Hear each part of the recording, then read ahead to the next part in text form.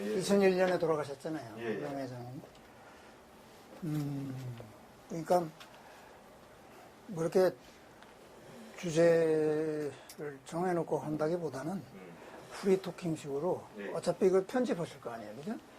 뭐 저희들이 필요한 이게- 것만 발췌하시는 거지. 제가 지금 저희들은 일단 이걸 뭘 활용하겠다는 것보다도 기록을 남기려고 일단 그런 취지니까. 선생님이 뭐 사장님보다도 우리 박승균 선생님이라든지 전무님, 뭐 석경호, 함삼 그분들 좀 후배 아닙니까? 박승균 씨는 저보다 2년 위고 어, 석경진 씨는 뭐 저보다 한참 미치고 그렇죠. 네, 뭐 안정규라든가 안정규는 저거 동년배고 그렇구나. 4, 5년생. 저희 4, 5년생이에요. 그 대부분 그런 분들 요즘 하고 있어요. 마무리를. 이제 시작하셔도 되는데. 네, 알겠습니다. 아니, 그 시작하기 전에 제 이력을 잠깐 말씀드리는 게 좋지 않나요? 제가 그 내용 중에 나와 있습니다. 아, 나와요? 그것도 다 놓고 하시려고? 아니, 원래 이게 구사 개인 생에 대해서도 좀 약간 해야 돼요. 아, 그래요? 그리고 중간중간에 뭐 제가 그런 말씀을 좀 드렸습니다.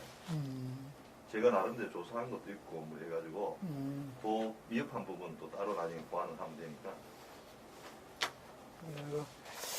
그래서, 이 연구소가 학부에 있는 거예요? 대학원에 있는 거예요?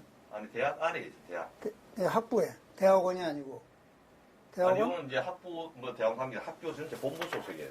그러니까 어떤 학과 소속이 아닙니다 이거는. 아, 그 바로 총장 직속이죠 총장 직속. 그러면 그거구나. 아, 저는 문학? 이제 내가 담당자가 이제 인터뷰를 하다 보니까 제가 여기 와. 옛날에 뭐 연구 파트 이렇게 많이 사는 요즘 학교 돈이 없어가지고 구조조정 많이 했어. 자료 수집만 주로 하고 있습니다, 지금은. 안종규 씨가 인도에 있었는데 들어왔어요?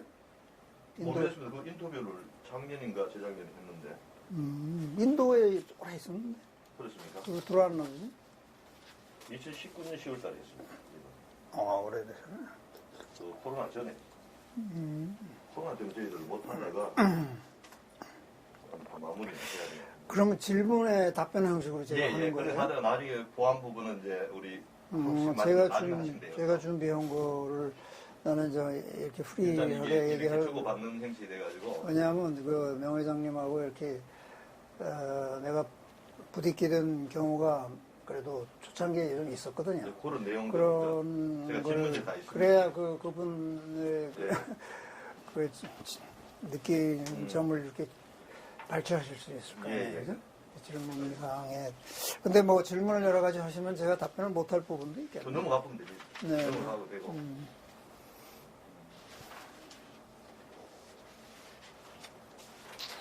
끝나고 난 뒤에 미흡한 부분은 다시 좀 보완하는 걸로 그렇게 하겠습니다. 시작해야 되겠죠? 네네네. 네.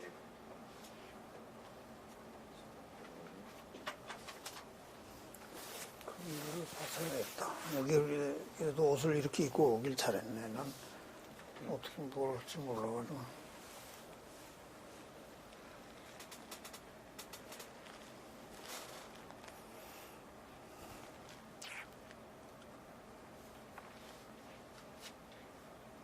화상관련 구술자료 수집 사업 전현대 종합장사 부사장님 조태현 선생을 모시고 오늘 인터뷰를 진행하도록 하겠습니다. 오늘은 2022년 11월 4일 오전 10시입니다. 우리 구술과 정리의 편을 위해서 우리 구술자, 저는 면담자, 아사는 창업자 이렇게 용어를 좀 정리하도록 하겠습니다. 예. 먼저 우리 구술자의 개인 생애에 대해서 좀 여쭤보도록 하겠습니다. 생년월일과 고향을 구체적으로 좀 말씀해 주십시오. 생년월일은 1945년 12월 19일. 고향은 서울이죠.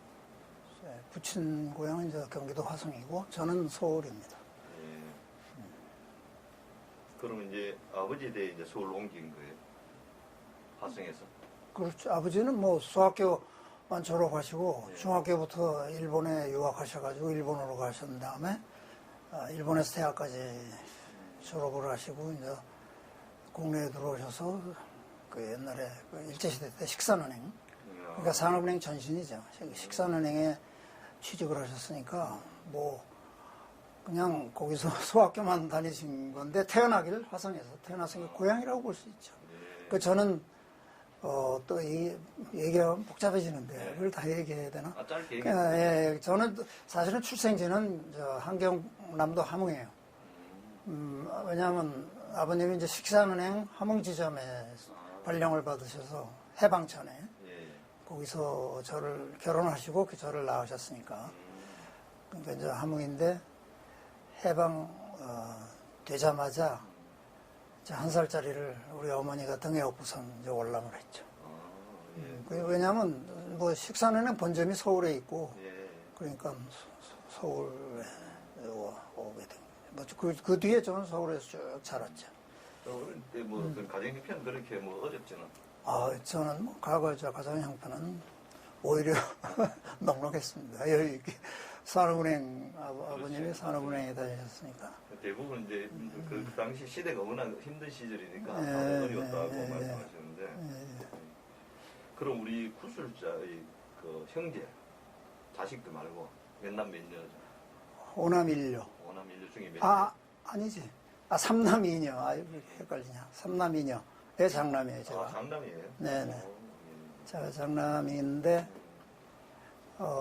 이제 집안에 여유도 있고 그래서 사실은 부모님은 저를 이제 미국 유학을 원하셨는데, 제가 뭐 그렇게 공부를 썩 잘하지 못해서 유학은 못 가고, 제 남동생들이 대신 미국 유학을 갔죠.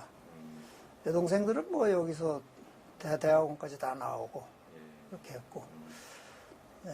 그럼 구술자의 학창 시절, 초중고, 대학 시절 중에서 좀 기억에 남는 일 있다면 어떤 일이겠습니까? 이게 뭐 개인 신상까지도 예. 다 얘기하는 거예요? 요거는 이제 오. 기본적으로 다 하는 겁니다. 저는 이제 초등학교는 저기 해화동에 예. 해화국민학교 나왔고, 예. 그 당시 집도 여유가 있어서 그쪽에 살았으니까 해화국민학교 나왔고, 중고등학교는 서울중고등학교 나왔고, 저 고등학교 때는 제가 아이스하키를 했어요. 운동을 했어요. 뭐 핑계지만 뭐 운동 때문에 저 대학은 서울대학 와가지고 낙방해가지고 한양공대에 들어갔죠. 예.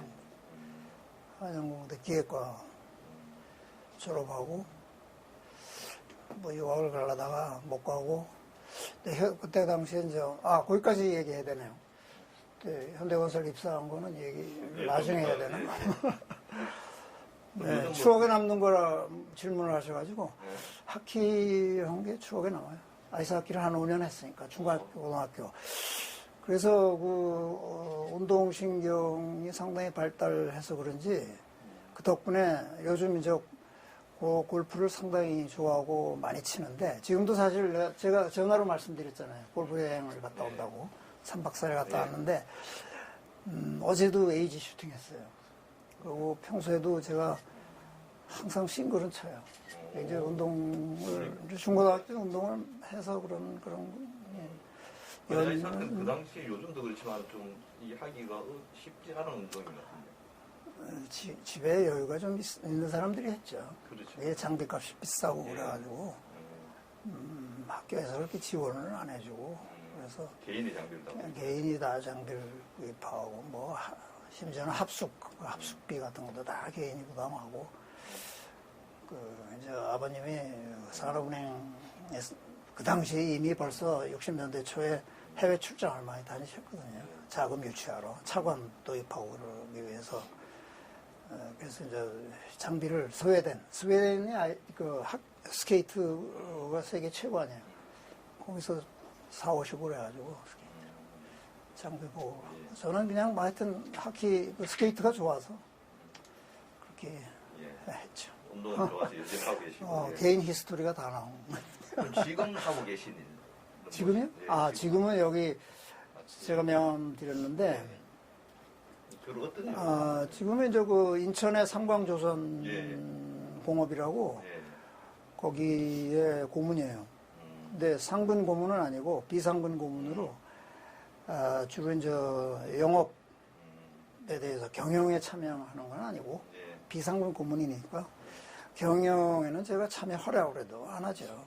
중소전소들이 이렇게 어렵고 그런데 책임질 일을 할 필요가 없기 때문에 영업자면 주로 이제 해외 영업을 내가 쭉 평생 해외 영업 했잖아요. 선박 해외 영업. 그리고 거기에 대한 노하우, 뭐 엑스퍼티즈가 있으니까 그 자문을 하고 그동안에 이 동남아시아하고 중동 이쪽으로 많이 연결해 줬어요. 저기 뭐 이라크, 파키스탄, 뭐 인도네시아 이런데 이런 이제 후진국은 리스크도 많이 있잖아요. 리스크도 많이 있는데 그런 걸 어떻게 대처해야 되는지 계약서에 어떻게 그런 걸 리스크 매니지먼트를 어떻게 계약서상에 텀스 앤 컨디션 같은 걸 어떻게 반영해야 되는지 이런 게 다 자문해주고 그래서 몇 건 수주를 하면서도 뭐 사고 없이 거기다 무사에다 제때 다 델리버리 하고 그 지금도 그래서 이제 비상금 고문으로 한 일주일에 한 번씩 가고 근데 요새는 뭐 아시다시피 다 온라인으로 하잖아요. 온라인으로 영업부에서 뭐 자문이 오면 다 응답해주고 계약서도 이렇게 두꺼운 거 전부 또 검토해달라고 그러면 다 검토해주고 그러니까 이제 편하죠. 사실 하는 일이 좀 기능적인 일이죠. 뭐 솔직히 영업 자문이니까 기능적인 일. 뭐 우리 나이에 뭐 그런 거. 예, 영업 관련 컨설팅을 좀 많이 해주고. 네, 컨설팅이죠, 컨설팅. 그럼 우리 구술자의 직장 생활에 대해서 여쭤보도록 하겠습니다. 네. 그럼 대학 졸업 후 처음 직장 생활한 것입니까? 그렇죠. 현대건설. 현대건설에 그때 이제 뭐 다 다른 분들한테도 얘기 들어서 알겠지만 저는 그 신문에 그때 이제 졸업 저는 이제 대학 재학 중에 그때 그 아시겠지만은 월남전이 한참 있을 때라 육군 사병으로 가면은 그 월남전에 차출될 가능성도 있고 그래서 우리 어머니 아버지께서 아이고 야 안 된다 너 그 재수 없으면 걸리니까 그 공군을 가라. 그래서 공군은 이제 시험 봐가지고 저 중간에 사병으로 갔어요. 갔는데 그 68년도 1월달에 왜 김신조 그 공비가 내려왔잖아요. 그래가지고 5개월 연장됐잖아요. 복무가 그래가지고 이제 계급도 뭐 하사 원하지도 않는 하사 달아주고 뭐 그래가지고 이제 하사로 제대하면서 이게 5개월이 연장되면서 학교 복교가 늦어졌잖아요. 그러니까 대학을 8년을 다닌 거라. 그러니까 이제 72년 1월 1일 사실은 원래 71년도에 군대 3년 복무를 생각을 하면은 71년도에 사회 진출을 해야 되는데 72년 1월 1일부로 이제 현대건설에 입사했죠. 그게 바로 현대중공업 공채 1기예요. 아, 현대건설 갔는데 그 현대건설로 입사를 했는데 바로 조선사업부로 발령이 났거든. 아, 시험 졸업하고. 예, 들어가서 우리 그래서 공채. 공채 1기가 되는 거죠. 그래서 신입사원 공채 1기로 이제 쭉 불렸죠. 이렇게 일컬어졌죠. 그럼 그때 공채는 뭐 어떤 식으로 이루어졌습니까? 현대건설은 그 정주영 명예회장님께서 일찍이 벌써 60년대 초부터 그 자서전 다 읽어보셨겠지만 공채를 상당히 강조하시고 공채를 하셨어요. 그래서 그러니까 신문에 공고해가지고 매년 우리 때 한 55명 정도 이제 공채를 했는데 대졸 출신. 그렇지. 그런데 이제 조선사업부로 발령난 사람이 12명. 그때 신문 그 얘기를 하다 말았구나. 신문에 광고를 보고선 내가 현대건설을 지원하게 됐는데 조선사업을 시작한다. 대단히 조선사업 대단히. 뭐 하여튼 굉장히 그때 좀 근데 그게 그렇게 당시에는 사람들이 그렇게 관심이 없었어요. 왜냐하면 그 당시에 부산에 있는 조선공사에서 뭐 10,000톤 겨우 건조하던 나라에서 무슨 25만 톤 이런 걸 건조한다 그러니까 우스갯소리밖에 안 됐잖아요. 관심이 없었는데 나는 우리 아버지한테 이제 조언을 구했더니 야, 너 기계과 출신인데 그 당시에 우리나라에서 대졸 출신이 갈 만한 직장이라는 게 비료공장, 정유공장, 그다음에 한국전력. 그러니까 그 상당히 반반한 기업들. 그래도 월급도 좀 많이 주고 그런 기업이 그 정도였거든요. 근데 정유공장은 뭐 그건 화공과 출신이 가면 가야 되는 데고 기계과 출신이 가면 그건 뭐 마이너리티 아닙니까? 그리고 이제 뭐 비료공장도 마찬가지고 화공과고 한국전력은 뭐 전기가 출신이 가는 데고 그러니까 기계 출신이 마땅한 데가 건설밖에 없더라고요. 건설은 뭐 기계, 전기 다 되고 거기 브랜드 기계부 다 있으니까 건설로 가라. 그렇게 하고 이제 우리 부친께서 산업은행을 마침 그때 은퇴하시고 그 인천에 있는 한국기계 거기 부사장으로 가셨거든요. 그 한국기계라는 게 나중에 이제 대우중공업이 됐어요. 근데 한국기계라는 회사가 있긴 있었는데 우리 부친께서 그 한국기계라는 회사를 너무 잘 아시니까 그게 이름만 기계가 붙어있지 아무것도 아니다. 거기 가봐야 아무 소용 없다고. 조그만 중소기업이나 마찬가지고 발전 가능성이 없다. 그래서 현대건설이 전망이 좋으니까 거기 가라. 그래서 이제 거기 공채로 들어간 거죠. 그럼 공채 당시 어떤 시험과 면접은 어떤 식으로? 어우, 시험 봤죠. 주로 어떤 그러지 않아도 그거 제가 여기 이제 써머리 해놨는데, 시험은 그 필기시험, 기계공학에 대한 필기시험하고 유체역학, 뭐, 그런 거 주로. 전공에 관한 것들. 그렇죠. 전공, 기계 전공에 관한 거하고, 그 다음에 영어. 영어 필수죠. 영어 시험 그렇게 본 것 같아요. 일반 상식하고. 근데 이제 필기시험 합격된 뒤에 면접을 하잖아요. 면접을 하는데 정주영 회장님이 가운데 앉으시고, 그 다음에 오른쪽에 이명박 상무였었어요. 그때 이명박 상무. 왼쪽에 조상행 부장. 그렇게 그 머리 이렇게 휙까지 입으신 분인데, 근데 그 양반은 젊었을 때부터 머리 조상행 부장.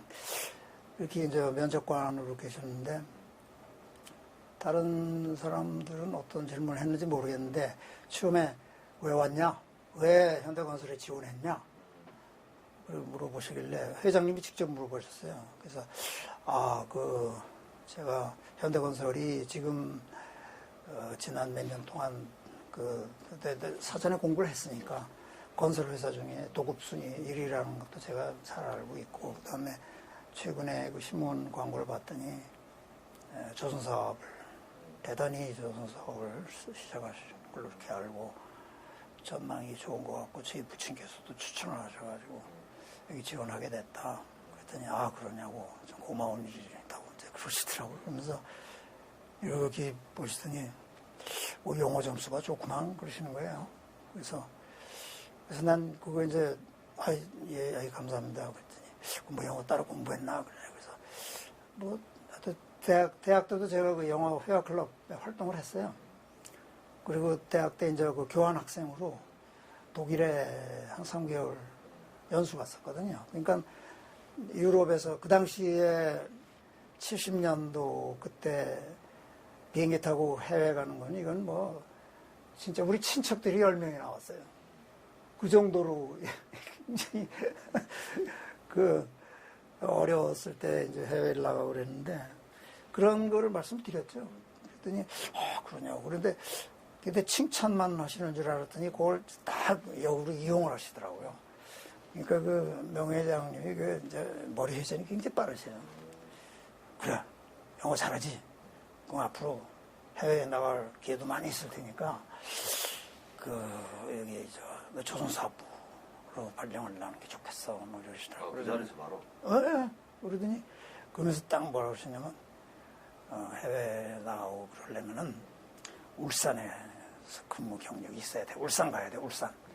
왜냐하면 이게 서울에 있는 대학 출신들이 울산을 기피하잖아요. 울산 근무하는 거를 그 당시만 해도 그랬어요. 뭐 요새도 마찬가지일 거예요. 그래서 그러니까 지금 현대중공업 그것도 전부 지금 어디죠?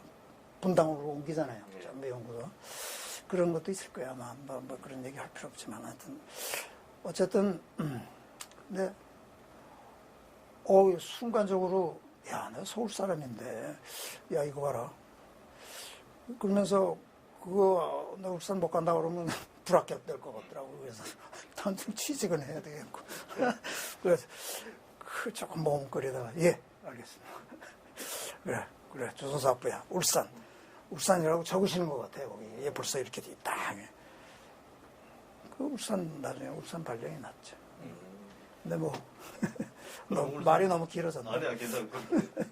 충분합니다. 그럼 이제 현대중공업 입사에 울산으로 내려오셨잖아요, 그러면?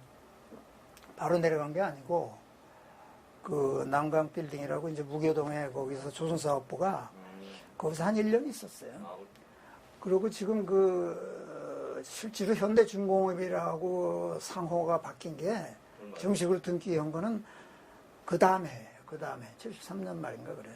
그러니까 처음에는 그냥 현대건설에 조선사업부로 쭉 있다가 난강 빌딩에 있다가 저는 9월 달에 그러니까 72년 9월 달에 스코틀랜드로 파견이 됐어요. 그러니까 마치 그 면접 시연 때 명예 회장님이 뭐 말씀하신 게 무슨 약속이 이행되는 것처럼 이렇게 생각할 수 있는데 그건 아닌 것 같고, 뭐 그 양반이 그걸 다 일일이 기억하면서 조태현이 뭐 그 스코틀랜드 연수 보내 그러셨던 건 아닌 것 같고, 그러니까 밑에서 기안에서 올려서 이제 제가를 하셨겠죠. 뭐 하여튼 그래서 그 당시에 한 40명, 그때 다른 분들하고 인터뷰할 때 그게 다 나왔을 거예요. 정태조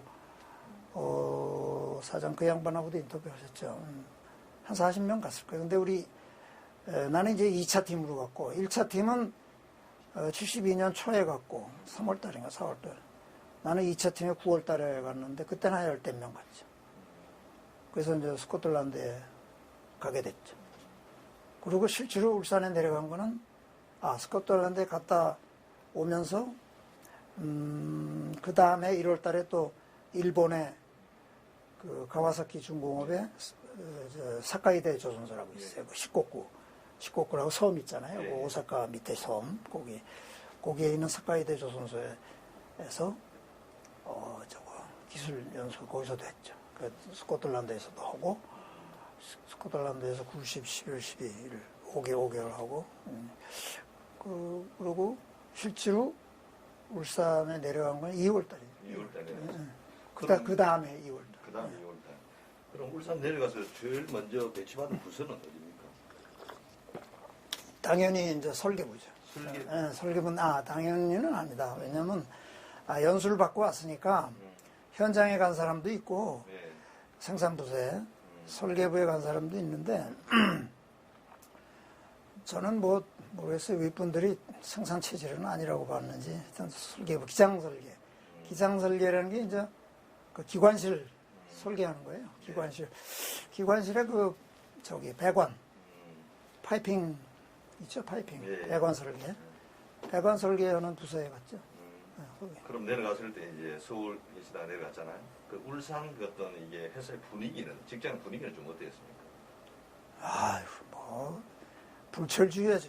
불철주야. 우리는 휴식도 없었어요, 진짜. 일요일도 없이 매일 일하고, 하여튼 명 회장님이 울산에만 내려오시면은 설계부도 한번 쭉 이렇게 들렀다 가요. 쭉. 그리고 현장엔 물론 새벽에 다시만 되면 그냥 직접 차 운전해서 순시도 쉬고 오셨잖아요.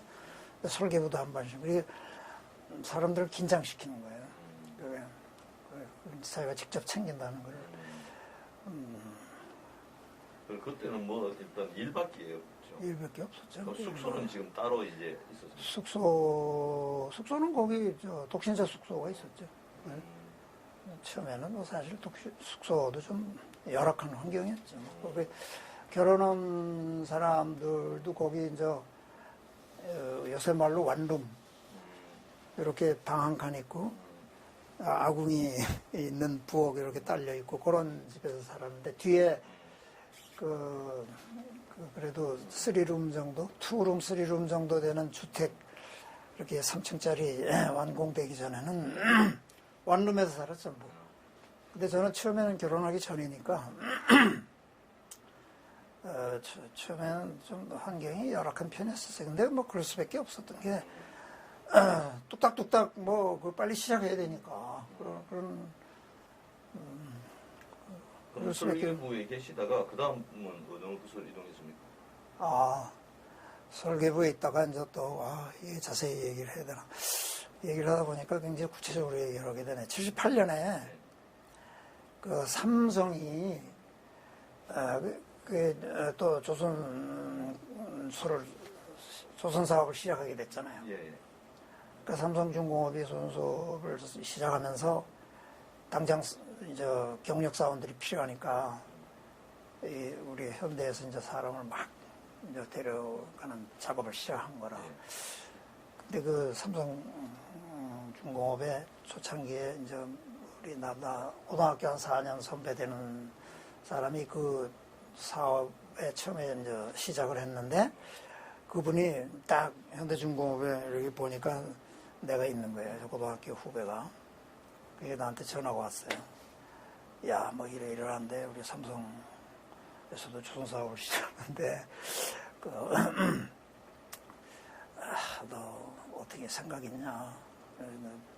직급 하나 올려주고 뭐 월급도 훨씬 많이 주고 막 꼬시더라고요. 그래서 나 갈 수 없다고. 여기 어떻게 가냐고 내가 여기서 재미붙여서 지금 한참 일하고 있는데 그러지 말고 한 번이라도 좀 와서 나 얘기를 하자고. 그래서 올라왔어요. 인터뷰하러. 서울에 왔는데 뭐 그참 그냥 거기 대표이사 사장 면담을 시키고 막 그러더라고. 그 가서 면담했더니 뭐 당장 일을 하라 이제. 그러고 났더니 그게 벌써 우리 설계부 내에서도 이미 소문이 나가지고 내가 차장인데 그 아까 박승균 전무 인터뷰했다고 그랬죠. 그 양반이 이사였지 이사. 나는 차장이고. 그 도착하자마자 날 부르더니 안 된다 말이야. 너 어디를 가려고 그러냐고. 절대 못 간다고 말이야. 그래가지고 이제 위에 상무, 이재근 상무라고 있어요. 그분도 인터뷰 하셨을 거야, 아마. 그 위에 안 했어요. 예. 그 양반한테 날 또 끌고 가. 그러더니 또 조금 있다가 또 그 한종서 전무라고 돌아가셨는데, 예. 그 양반한테 또 끌고 가. 얘 조태현이 얘가 지금 삼성에 뭐 사장까지, 그 안 사장이라고 있었어요. 안 사장 인터뷰까지 하고 가고 지금 삼성 가려고 그런다고. 그래가지고 같이 이제 그 한종서 전무한테 안 된다고. 절대 가지 말라고. 그때 마침 그때 이제 정희영 사장이 와 있었어요. 울산에. 그거 아실 거예요. 아마 그 당시에 정희영, 그 사위죠. 사위. 예, 정희영 사장께서 종합성사하고 중공업을 겸임사장하고 있었거든. 근데 그 정희영 사장이 의회 사장실에 있었는데 그 자리에서 그냥 끌고 가는 거예요. 끌고 가더니 벌써 한종서 전무는 보관이 서 있었던 거라. 얘를 어떻게 할 거라고 보관이.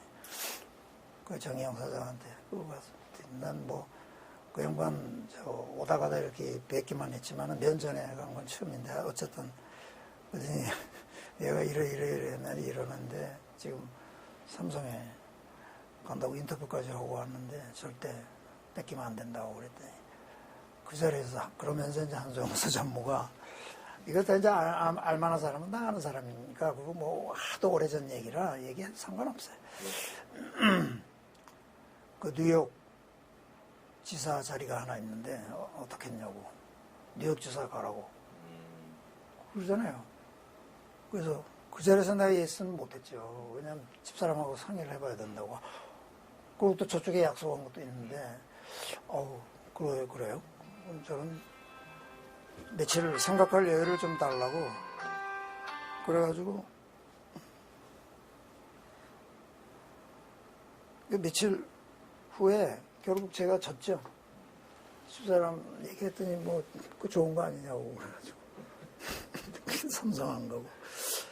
그래서 뉴욕 지사로 나갔어요. 78년도에. 그러면 중공업 계시다가 뉴욕 지사 갈 때는 그다음 종합성사를 바뀌었죠. 다 아시네. 예. 그 당시에는 정희영 사장이 겸직을 하고 계셨기 때문에 해외 지사로 나가면은 다 종합성사 소속이 됐어요. 그래서 나는 종합성사 중공업을 왔다 갔다 했어요. 왜냐하면 내가 뉴욕을 2번 나갔거든. 78년에 나갔고 돌아왔다가 또 87년에 또 나갔고. 그럼 이 현대 종합상사는 언제 만들어졌습니까? 76년. 76년도에. 그 만들어지고 한 2년 뒤에 또 그렇게 78년이니까. 네, 예. 그렇죠. 그럼 이 종합상사를 만든 이유가 있을 거 아닙니까? 그러면 어떤 중공업 영업본부 이런 것들이 바뀐 건가요? 그거는 이제 정부의 시책에 의해서 그 수출을 막 이제 독려하고 진흥하는 차원에서 그 일본의 종합상사 제도를 도입한 거죠. 그거를 일본이 종합상사 제도가 뭐 근처 2차 대전 후에 그래서 미쯔비시, 미쯔이, 도쿄 해가지고 굉장히 발달했잖아요. 그거를 뭐라 그러나 도입한 거죠. 좋은 제도지. 좋은 제도니까.